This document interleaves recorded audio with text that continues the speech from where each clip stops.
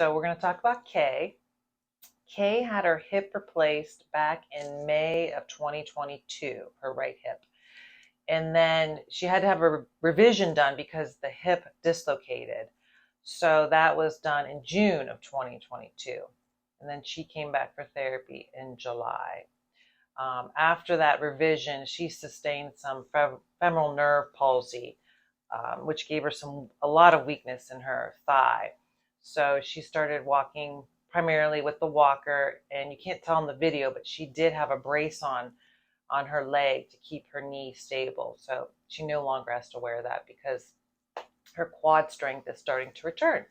And her goal is to eventually be able to walk again with a cane or even without a device. But right now we're working towards walking with some type of a cane or quad cane.